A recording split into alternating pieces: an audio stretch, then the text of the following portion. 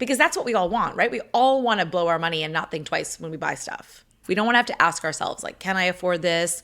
Should I really be buying this? You should feel like, oh, wow, yeah, the money's there. Go for it. That's the freedom of the magic number. Who the f*** am I to tell you what to do with your money? My name is Priya Malani, currently managing millions of hardworking dollars. Enough foreplay. Let's talk Money. Welcome to the F word. Smart money. No bull. Hey guys, welcome back to the F word, where we talk about money in a way that actually makes sense for 30-somethings. Today we're talking about one of my most favorite things to teach clients. We call it your magic number. And it's our antidote to traditional budgeting. It's probably the sole reason why our clients stop feeling guilty and actually start enjoying spending their money. I'll just say this, if you've ever tried a budgeting app and it made you feel like you were back in school rushing to get your multiplication tables done before time, aka the month, runs out, this is for you. So let's get into it. Backing up, what is the problem with budgeting? Everybody and their mother is talking about you should get a budget. That is how you will achieve all of the things that you need to achieve in life. It's all hinging on the idea of a budget. Okay, so let's talk about the problem with traditional budgeting and why the tracking every latte does not work for high earners. The budgeting shame spiral is real. Frankly, budgeting is how people set themselves up to fail. The thing with budgeting is that it's rigid, right? Like you create these predefined spending limits in various categories. And that is an insanely rigid system that frankly requires you to predict the future, which no 2 months are ever the same. Not only are no 2 months ever the same, but life is unpredictable. I guess that's kind of the same thing. But I'm saying sometimes it's curveballs, sometimes it's not necessarily a curveball, it's just friends come in from out of town, or it's a rainy day and you're not feeling like taking public transportation, so you're gonna hop in an Uber. So to sum up, the problem with budgeting is that life is unpredictable and budgets are rigid, which means it's set up to fail. So now let's move on to the magic number. The magic number starts with the end in mind, in that you get to start by thinking about the things that you truly care about. And let's make a foolproof plan to ensure that you're on track for those things. Personally, some of the things that I think about are, I want to know that I have money set aside to tip my doorman every December. I love to travel and I want to make sure that I have enough money, the amount that I want, to travel every single year. I live in the city, so I want to know that I can spend on a rental car. I want to know that I can spend a certain amount of money without having to think about it, without having to feel guilty, without having to see whether it fits into my budget. I want to know that I can rent a car and go wherever I want to go. So you decide what you're saving for first, and then you put a plan in place to automate for those goals. So for example, I want $10,000 every single year to travel. I know I need $833 every single month to go out of my checking account into a dedicated travel savings account. I also know that I'm saving for retirement and I have a certain amount of money going automatically to my retirement account. So I have money going to my retirement account. I have money going to my short-term goals like travel, holiday gifts, doorman tips, friends' wedding, especially the out-of-town weddings that you want to like save up for. It allows you to actually see what's left over. And now it doesn't really matter where you spend that money. You can spend it on groceries, you can spend it on shopping, you can spend it on whatever you want to spend it on, and you don't need to worry about having anything left over because you're already on track for the things that you care about, right? Because again, just to go back to the point of budgeting, why do people budget? People budget because they want to ensure that they don't overspend in hopes that they have money left over at the end of the month. They can save it, they can put it towards something that they want to do down the road. Well, what if you do it in reverse and you take care about the things that you really care about, that you really want to know that you're on track for? Do that first. And then whatever's left, spend however you want. The total amount of money that you can spend once you've taken care of automating for all of your priorities is your magic number. So for high earners, we had a couple that was jointly making around $350,000, and their magic number was around $3,500, which doesn't seem like a lot. That's their total, what's left over to spend and live their life. We had another couple who was also making about $350,000, and their magic number was closer to $6,000. And the difference is one of them was planning for a lot more things that they wanted to make sure they were on track for. So if you just simply think about what it is you want to do in a given year, 5 years out, 10 years out, take some time, sit down and think about it. And if you're in a relationship, amazing conversation starter. Think about what you want to accomplish, figure out about how much you'll need, automate it on a monthly, bi-monthly basis, and then blow the rest of your money in your checking account down to zero every single month. Your magic number is the most you can spend in a given month without disrupting everything else that you want to be on track for. And so by backing into that number, it's a true, pure discretionary spend number because you've already taken into consideration everything else. The reason the magic number is so powerful is because it actually allows you to see what kind of lifestyle you can afford given all the other things that you want to accomplish. Too many people wait and think like, oh, when I get my next paycheck, when I get my next tax refund, then I'll feel more secure. Then I'll feel like I'm able to save for the future. Then I'll put money away for retirement.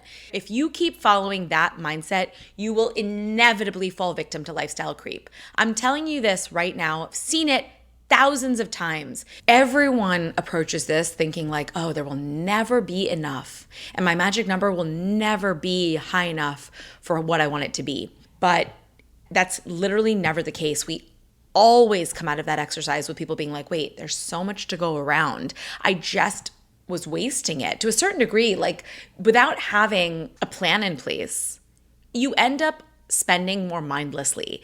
It's not mindless spending and then save whatever's left over. Save first and then mindlessly spend whatever's left. And I promise you, you will have more than you think. Unless someone is in a dire situation with a ton of debt, it was just very obvious that they were a hot mess with their money. I always walk away from this with people being like, oh my God, wait, I still have X thousands of dollars to spend and I'm still on track for all these things. It's very empowering and I highly recommend. Okay, so why does this work? Essentially, it accounts for your priorities up front and then your lifestyle become whatever's left. If you do it the other way around, you will invariably end up being a victim of lifestyle creep. Every time your paycheck goes up, every time you get a tax refund or a bonus or a commission check or have a really good month with your business, you will adjust. And if you keep adjusting upwards and don't let your saving and investing adjust with it, you'll always live paycheck to paycheck. So the magic number really breaks this cycle and it forces you to think about your priorities, put a plan in place for them, and back into what you can actually spend mindlessly and guilt-free. Because that's what we all want, right? We all want to blow our money and not think twice when we buy stuff. We don't want to have to ask ourselves, like, can I afford this? Should I really be buying this? You should feel like, oh, wow, yeah, the money's there. Go for it. That's the freedom of the magic number. No budgeting, no spreadsheets, just one crystal clear number that stays the same until your financial situation changes. Maybe that means your income changes or your student loans get paid off. You have to recalculate your magic number. But otherwise, you know every month you can spend $5,000 guilt-free. So sometimes we'll hear people say like, but shouldn't I track every dollar? No. I always say smart money management does not require micromanagement. If you're micromanaging your financial life, you do not have a great system. If you have to check in with your money every single month, that's not a great system. You should literally have everything on autopilot and be one number, which is your guilt-free spending number, your magic number. And sometimes people say, well, what if I want to save more? I would say, why? Why do you want to save more? Tell me what your goal is. Do you want to increase the amount that you get to spend on travel? That's a solid reason. And maybe for that reason, you do decrease your magic number and automate more towards your travel savings account. but it's intentional, right? We're removing arbitrary decision making. It's not just save more because you feel like saving more. Save more for what? In fact, tell you this and it'll blow your mind.